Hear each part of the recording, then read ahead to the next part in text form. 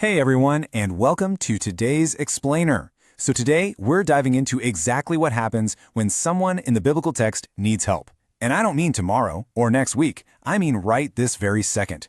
We are looking at Psalm 70, finding help in a hurry. Because let's be real, we've all had those moments where we just can't wait, and it turns out the people in the biblical text did too. Let's dive right in. Have you ever needed help right away? I mean, like right this second. I want you to really use your imagination for a minute here. Think about a time when you were in a huge, frantic rush and you needed someone to step in and help you that exact moment. Maybe you were carrying a giant stack of school projects and they all started slipping out of your hands. Or, maybe you were running outside, tripped, scraped your knee, and needed a bandage immediately. You didn't have time to wait patiently. Well, that panicked, urgent feeling of needing someone right away, that's exactly what the writer of our biblical text was feeling today. Section 1. A cry for urgent help when David needed him fast. So David is the person who wrote this specific part of the biblical text. And man, he is feeling super urgent. Actually, if you look at the very top of Psalm 70 in our biblical text, like right before the actual verses even start, there's this tiny little note left for the director of music. And that note calls this entire psalm a petition. Now, a petition is a direct and urgent request asking for help. It's a pretty big fancy word, but it really just means a simple, desperate, from the bottom of your heart cry for help. Listen to how David actually says it in the text. He says, "Hasten, O God, to save me. Come quickly, Lord, to help me. Hasten, come quickly." When you read that, you can't just read it like you're reading a boring grocery list, right? You gotta read it with this fast, urgent voice to really understand it. Hasten literally means hurry up. David is showing us exactly how desperate he is for his help. He is practically begging him to rush to his side as fast as possible. Moving to section 2, dealing with unkind people. When others say, "Aha, aha." You see, David wasn't just having a clumsy day where he dropped something. He was dealing with some people who were definitely not being nice to him. In fact, they were being downright mean. He prays in the biblical text, "May those who say to me, 'Aha, aha,' turn back because of their shame."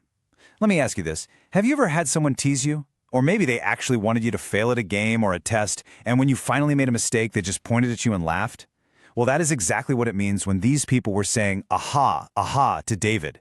They were being bullies, literally trying to make him feel terrible. And instead of fighting them himself, David is asking him to step in and handle these unkind people. David specifically asks that these people be turned back in confusion and disgrace. Now, disgrace is that feeling of being embarrassed or ashamed when you get caught doing something wrong. Think about it for a second. David isn't actually asking to hurt them, he's asking him to open their eyes. He wants those mean people to realize that what they're doing is wrong so they feel that natural embarrassment and disgrace for being so unkind. Section 3. Choosing joy in Him, finding happiness even in hard times. Right in the middle of all this stressful, urgent stuff, the biblical text does something truly amazing. The entire tone of the psalm completely shifts. On one hand, we have the people who desire ruin and say, "Aha, aha," those unkind folks we just talked about. But on the other hand, we have the people who seek Him and say, "The Lord is great." There's a massive, incredibly important difference here between the unkind people who just want to see others fail and those who actively choose to seek Him and spread positivity. But may all who seek you rejoice and be glad in you. And wow, this tells us something incredible that we can use in our own lives today. It means that even when things are going totally sideways, and even when there are people around you saying, "Ahaha, ahaha," those who look for Him can still find a reason to smile and rejoice. Because they know He is with them, they can choose joy over sadness. And what exactly do those joyful people say? "The Lord is great." This short, powerful phrase from the text is so simple, yet so important. It reminds us that no matter how urgent our problems are, or how stressed out we might feel, we can always pause and praise Him loudly. Remembering how great He is can instantly change how we feel about our scary or stressful situations. Which brings us to section 4. God is our deliverer, recognizing we need Him. In this final part of our biblical text, David does something really brave. He admits something very humble and very honest about himself. He writes, "But as for me, I am poor and needy. Come quickly to me, O God." Now, I want to clarify something here, because saying you are poor and needy doesn't just mean you don't have any money in your piggy bank. In this biblical text, it means admitting that you can't do it all by yourself. It means throwing your hands up and saying, "I am totally out of answers, I am not strong enough on my own, and I desperately need His strength right now." It takes a whole lot of courage to admit when you are needy and need help.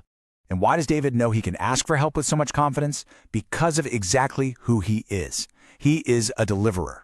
A deliverer is someone who rescues you and keeps you safe from danger. Think of literally the greatest, strongest, bravest superhero you can possibly imagine, and then multiply that by 1,000,000. That is exactly who he is to David. And more importantly, it's exactly who he is to us. David finishes the psalm by saying, "You are my help and my deliverer. Lord, do not delay." When you read this, you can just hear a quiet, reassuring tone. Even though David started out frantic, loud, and in a huge rush, he ends with complete, total trust. He's speaking with certainty because he knows deep down in his heart that he will come to the rescue. So, let's kind of summarize this whole journey through this amazing biblical text and look at the different ways David talks to him. First, he isn't afraid to ask quickly for help when he's in a hurry. Second, he's trusting him to handle things when people are being mean. Third, even in the middle of a mess, he is praising him with joy. And finally, he's being humble and needy, admitting he needs a deliverer. David went through a roller coaster of emotions, and he shared every single one of them honestly with him. So, as we wrap up today's explainer, I want to leave you with a final thought to really chew on. How can you remember that He is your helper when you feel poor and needy?